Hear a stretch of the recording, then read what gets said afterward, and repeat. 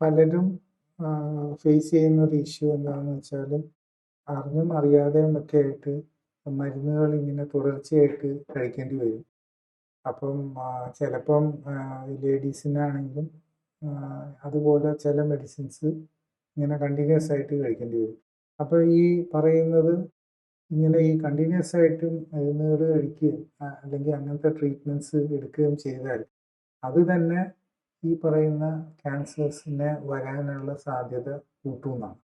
അപ്പോൾ അത് എന്തൊക്കെ അങ്ങനത്തെ മരുന്നുകളും ട്രീറ്റ്മെൻറ്റ്സും ആണ് ശ്രദ്ധിക്കേണ്ടത്? നമുക്ക് ബോഡിക്ക് വേണ്ടത് ന്യൂട്രീഷൻ മാത്രം മതി.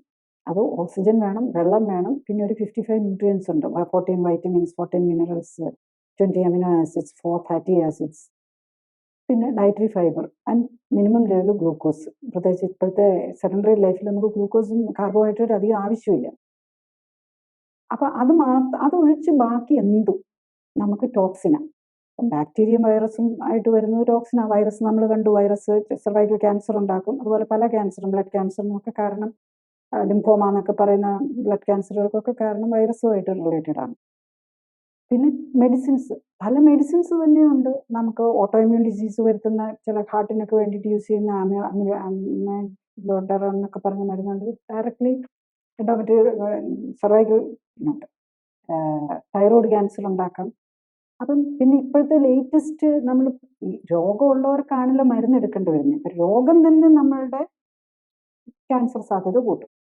പിന്നെ ഡയബറ്റിസ് ടൈപ്പ് 2 ഡയബറ്റിസിൽ തന്നെ ഇൻസുലിൻ, രണ്ട് കാര്യങ്ങൾ നമ്മുടെ ക്യാൻസർ സാധ്യത കൂട്ടും. ഒന്ന്, ടൈപ്പ് 2 ഡയബറ്റീസുകാരുടെ ഗ്ലൂക്കോസ് കൂടി നിൽക്കുന്നു.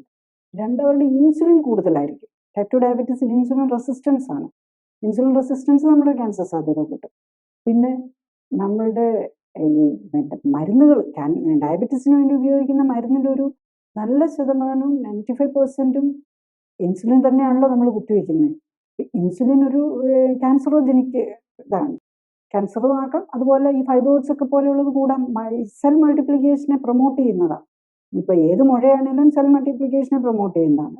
അത് ക്യാൻസർ ആകുമ്പോൾ അതും സെയിം തന്നെ. അപ്പം ഇത് ഈ സെൽ മൾട്ടിപ്ലിക്കേഷനെ പ്രൊമോട്ട് ചെയ്യുന്ന ഇൻസുലിൻ നമ്മൾ തന്നെ ഇഞ്ചക്ഷനായിട്ട് എടുക്കുക.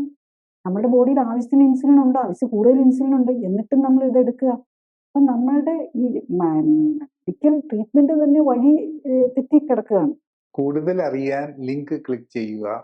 കൂടുതൽ വീഡിയോകൾക്കായി സബ്സ്ക്രൈബ് ബട്ടൺ അമർത്തുക.